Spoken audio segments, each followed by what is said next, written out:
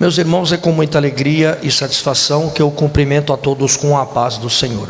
Amém. Por favor, abra sua Bíblia, Evangelho de Jesus Cristo, segundo interpretou Mateus, capítulo 7, os versículos 13 e 14.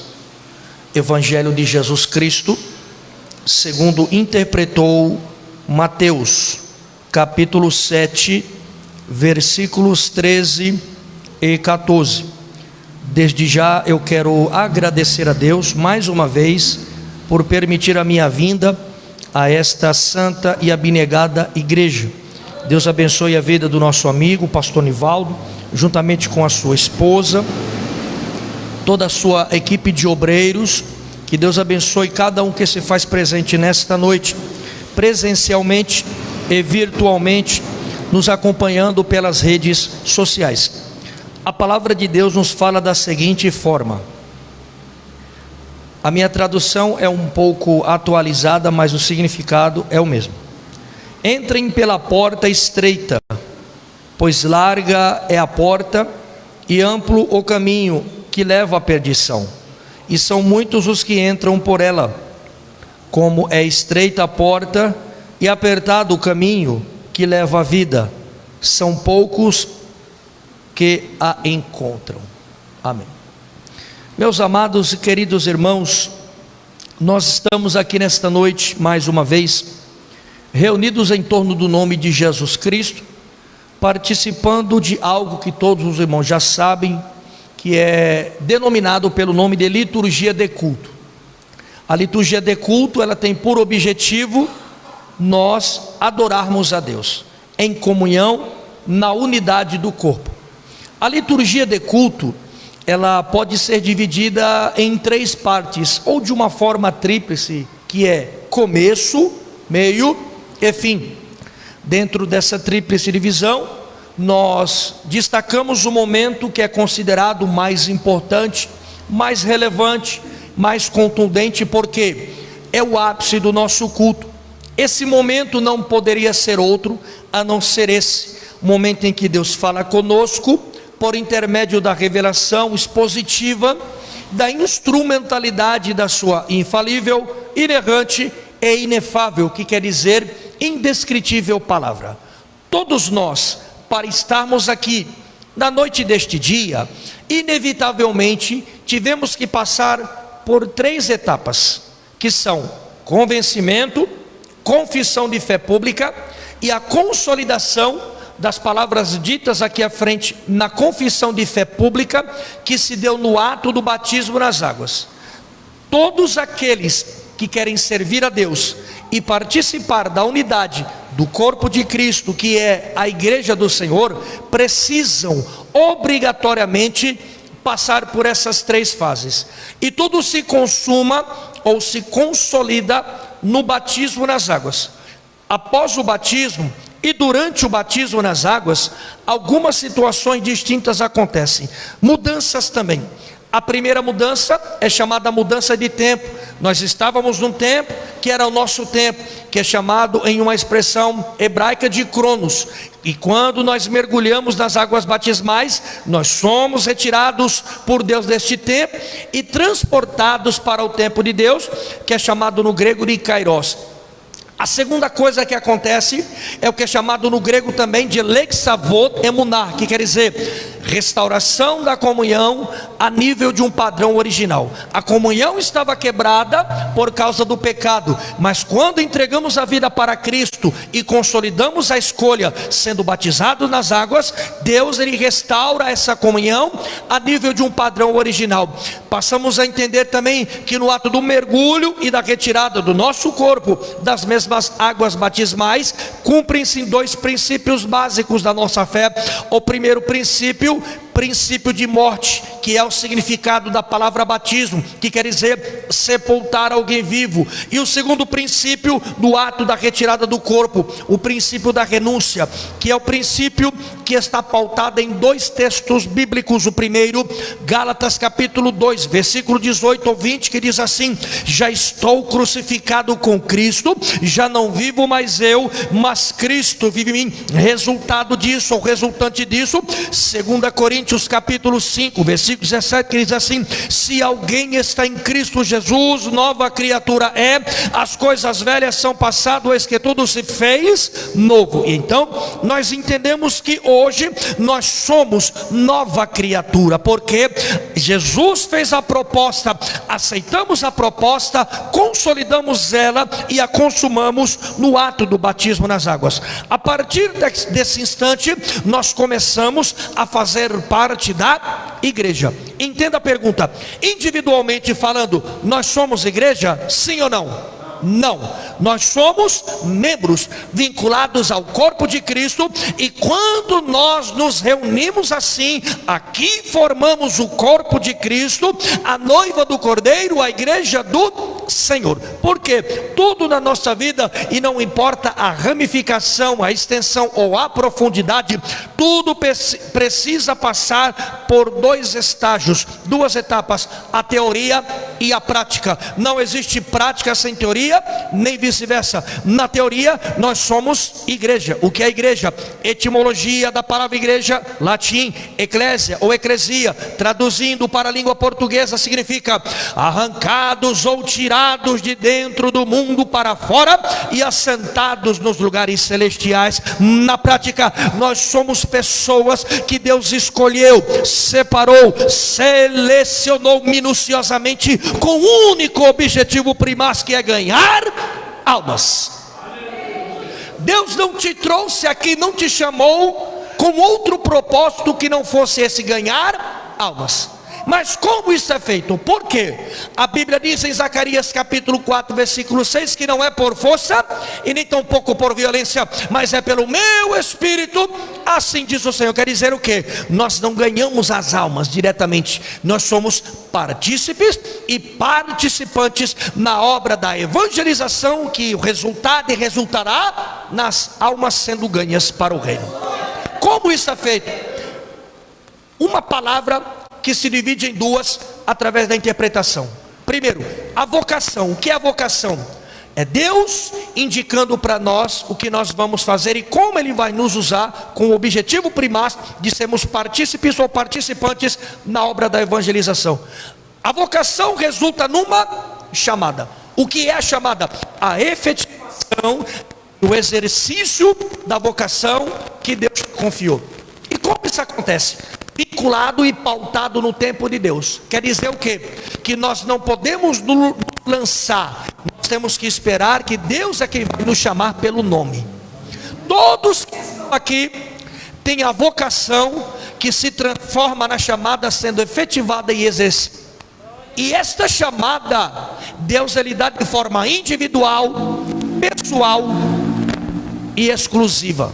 Quer dizer o quê? Que você nunca vai ver ninguém sendo usado semelhantemente da maneira que Deus te usa. Porque Deus não trabalha com cópias, nem tampouco com plágio. A obra de Deus ela é pessoal, exclusiva, individual. Cada um Deus vai usar de uma forma. Não se preocupe a maneira pela qual Deus usa o irmão. Se preocupe em identificar qual é a tua vocação, transformando ela na chamada e a exercendo no meio da humanidade. Quem aqui nunca cantou o hino da harpa de número 5? O hino da harpa de número 5, mais especificamente o seu refrão, destaca a maneira pela qual Deus trabalha na nossa vida. O refrão diz: espírito, alma e corpo oferto a ti, Senhor, como uma hóstia verdadeira em obração de amor. Quer dizer o quê? Que espírito é esse? É o espírito do homem, porque só Deus tem acesso a ele. Resulta o quê? Na alma. O que é a alma? O centro das nossas vontades, desejos e sentimentos. É o que nós sentimos quando a ação de Deus no nosso espírito humano. E o resultado disso, por último, é no corpo. Por quê? Porque o corpo é o que todos vão ver, resultante da obra que Deus começou no espírito, que passou para a alma e resulta no corpo. A matéria física palpável e tangível, ou seja, a conduta, o comportamento, o padrão de ética, moral e de moralidade de Deus que é transferido para nós. Um erro que é cometido por muitos hoje em dia: achar que a salvação é de graça. A salvação não é de graça. Jesus pagou o preço.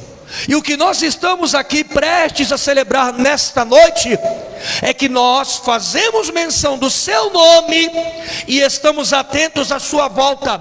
A nossa comunhão com ele está de pé, está firme e renovada, e nós entendemos e sabemos que se ele decidir voltar hoje para buscar esta igreja, nós estamos prontos e preparados para subir.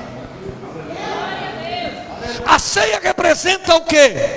A consolidação da nossa comunhão com Cristo, a afirmação de que nós entendemos e estamos atentos à sua volta, e acima de tudo a certeza e a convicção de que se ele voltar, nós iremos subir. Quem tem essa certeza no coração, levante a sua mão e glorifique a Deus. Aqui não é lugar para dúvidas, aqui não é lugar para incertezas, porque o nosso Deus, ele não é um Deus de dúvidas, ele não é um Deus de incertezas.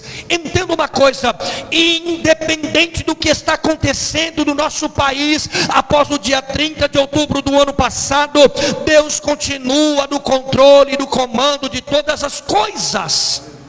Deus não precisa pedir permissão para ninguém, ele não pede alvará para ninguém. Deus não precisa de presidente, não precisa de senadores, não precisa de deputados federais e estaduais, não precisa de governadores, ele não precisa de prefeitos, ele não precisa de vereadores, ele não precisa de Supremo Tribunal Federal, ele não precisa de Advocacia Geral da União, ele não precisa de Controladoria Geral da União, não. Ele é soberano e está no controle de todas as coisas, e te trouxe aqui para te dizer: não se preocupe, você está fazendo parte do meu corpo, e eu cuido dos membros do meu corpo. Quando a Bíblia diz em Romanos capítulo 12 versículo 2: e não vos conformeis com este mundo, a palavra conformar ali quer dizer não sede moldados por este mundo.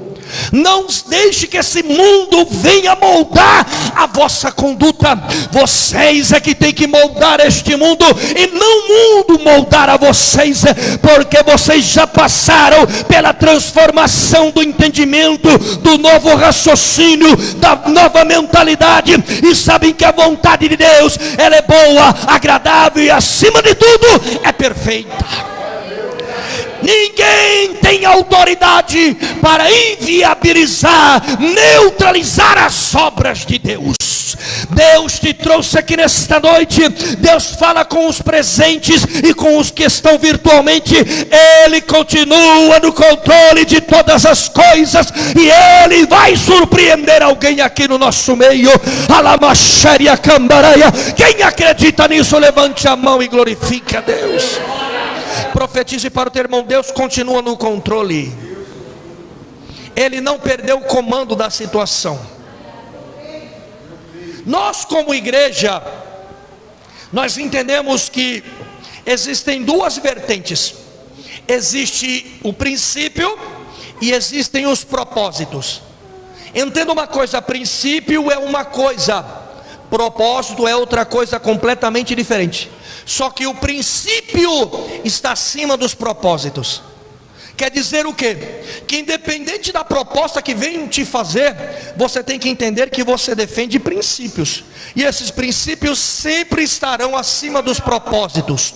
Você tem que entender que os propósitos, eles podem ser manipulados, alienados e transformados, influenciados. Agora os princípios de Deus não, eles são cláusulas pétreas, imutáveis, e é esses princípios que a igreja defende. São esses princípios que a igreja representa, porque esta obra aqui não é uma obra de homens, essa obra aqui é uma obra de Deus. A igreja sempre foi atacada, perseguida, traída, caluniada e apedrejada. É bem verdade que o princípio dela foi um princípio triunfante. Mostra disso é o que a Bíblia diz em Atos capítulo 2 versículo 42 ao 47. A igreja recém-inaugurada tinha um perfil e tinha algo em comum. A Bíblia diz que havia comunhão entre todos em tudo, no partir do pão, nas orações e acima de tudo no reconhecimento da hierarquia que Deus havia levantado.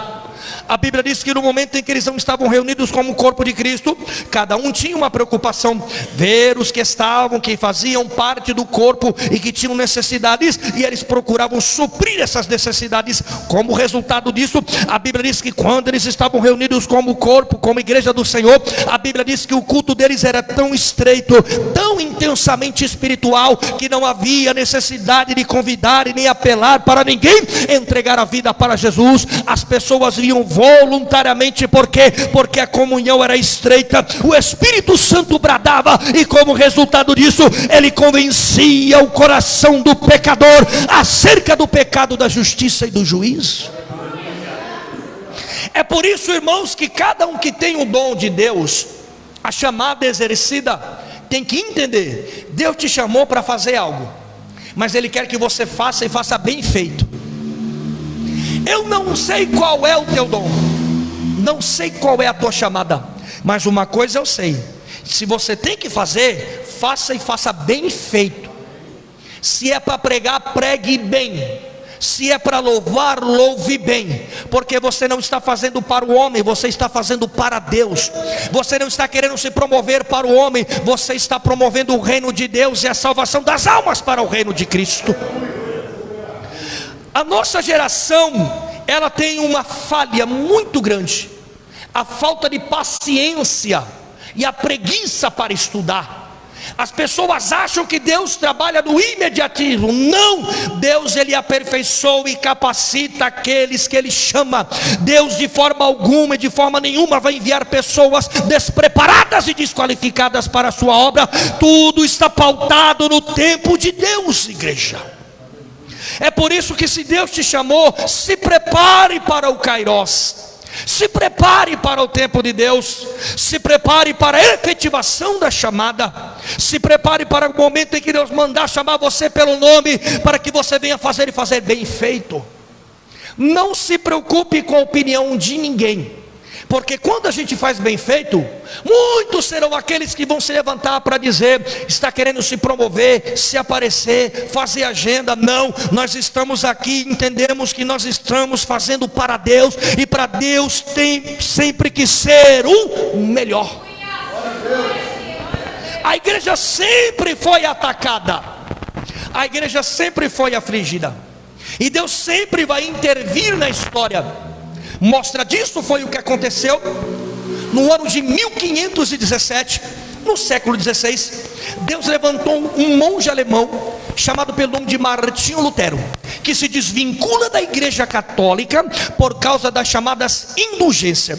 O que é indulgência? É você pagar para tirar alguém do inferno. É você pagar para resgatar a alma de alguém no inferno. Você pagava, e assim eles ensinavam a indulgência.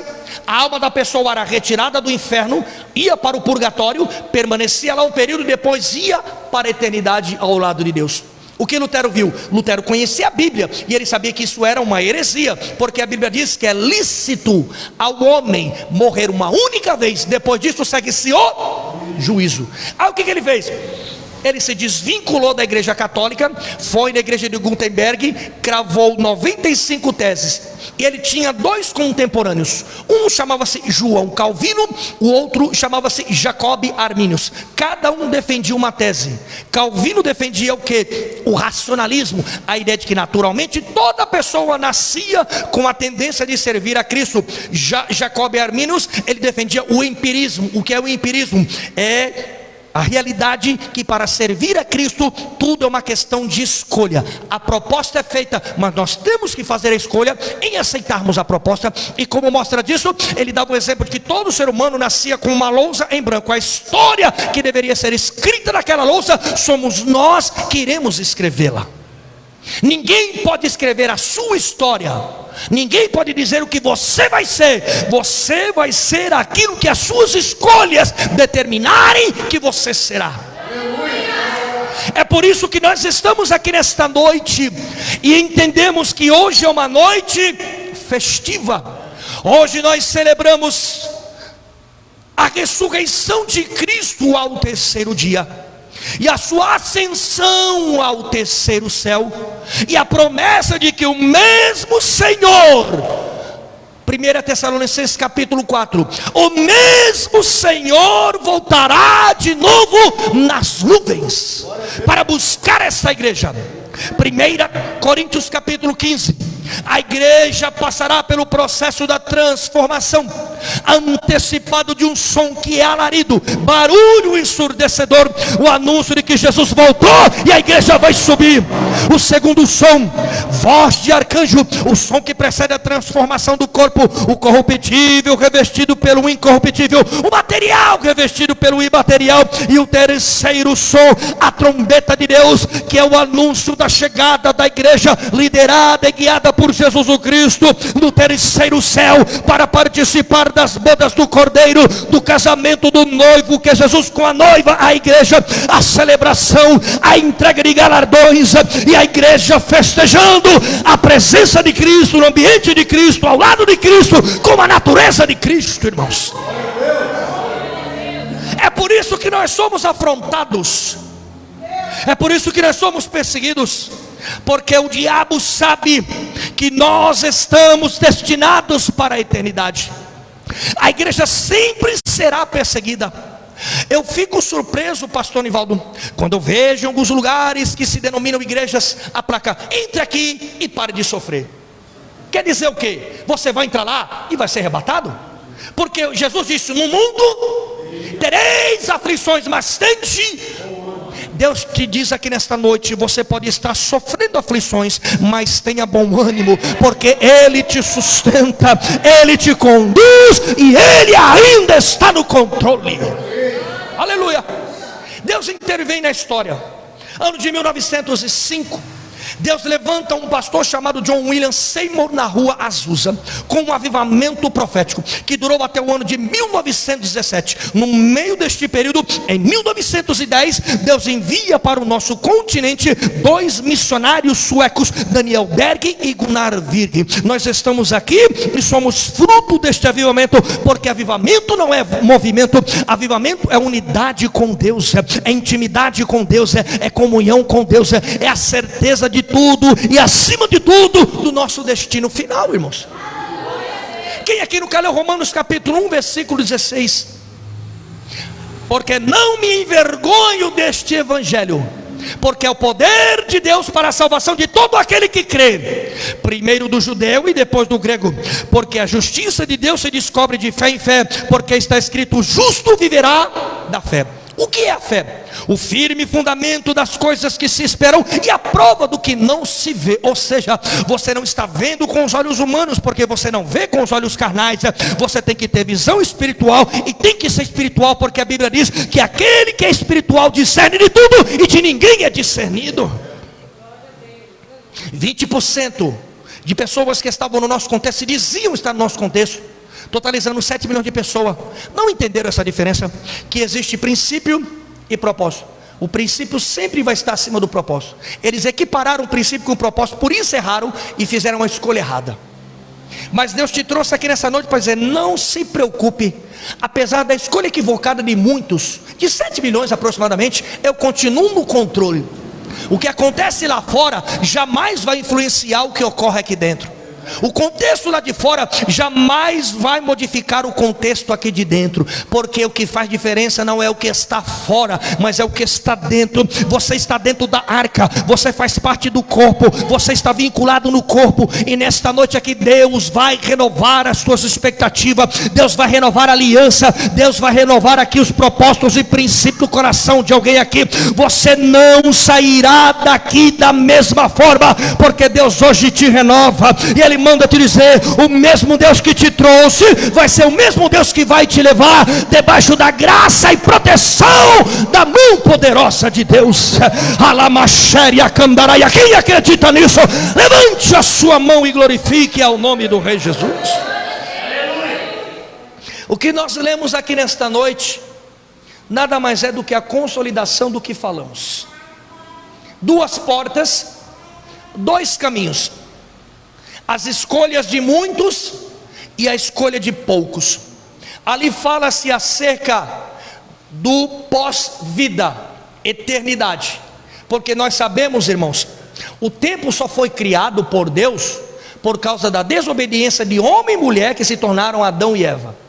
Antes dele desobedecerem à norma de Deus, que aqui no nosso contexto é chamado de norma jurídica, que quer dizer a lei, que é o freio, o limite que nos é imposto, para que nós não venhamos a perder o direito de viver em sociedade, sendo recolhidos à reclusão.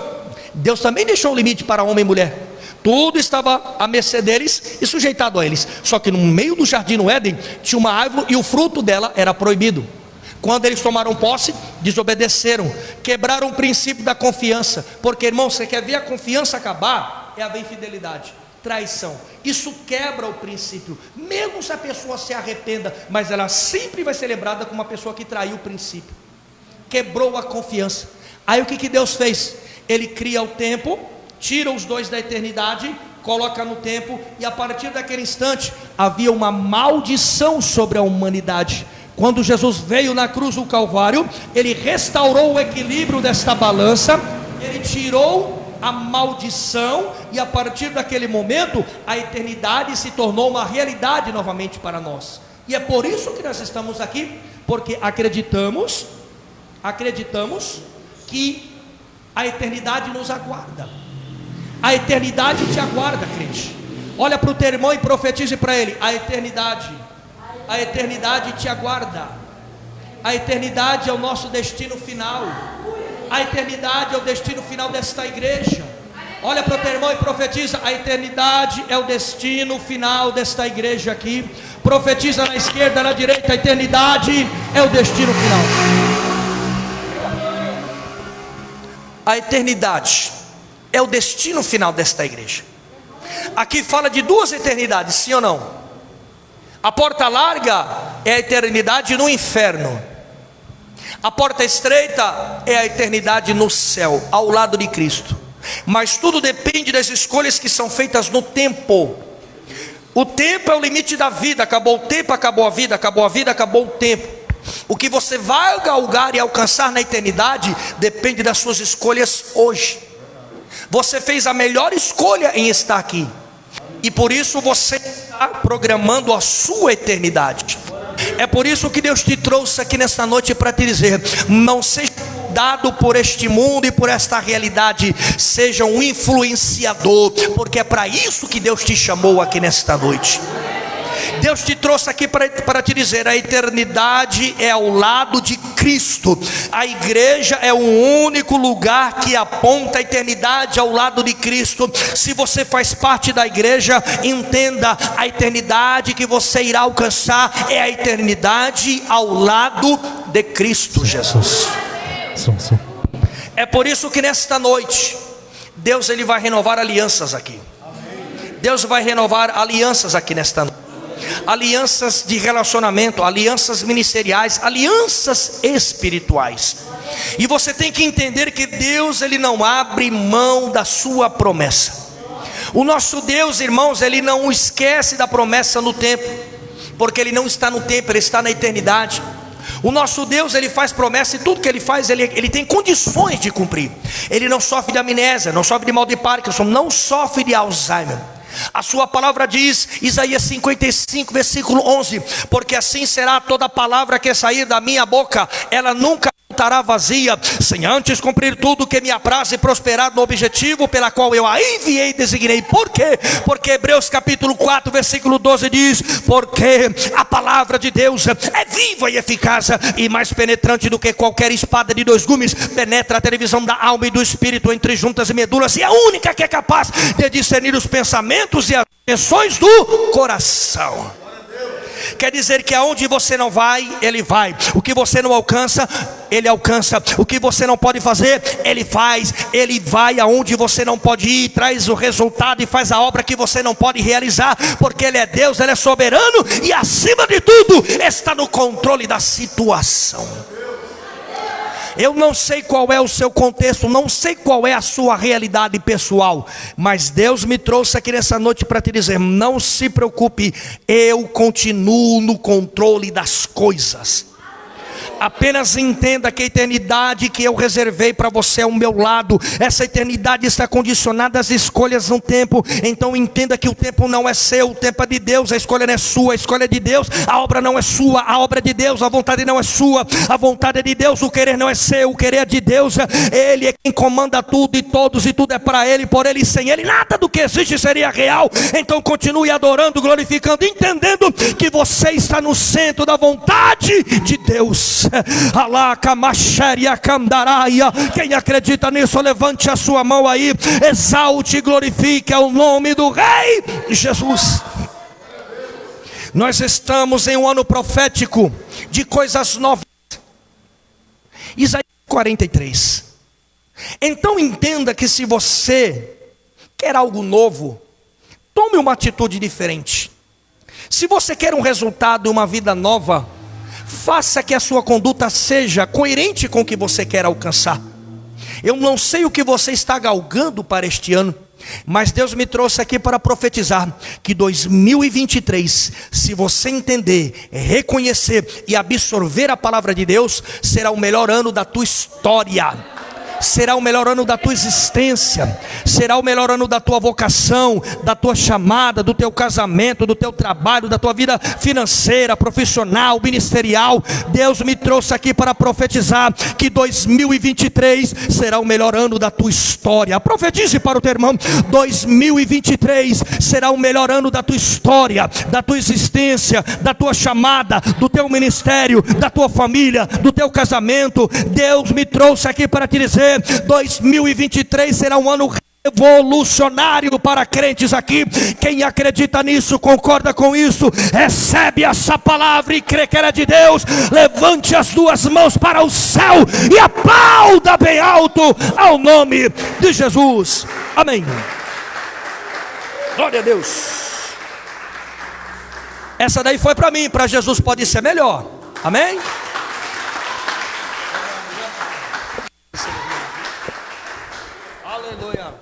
Glória a Deus. Quem tem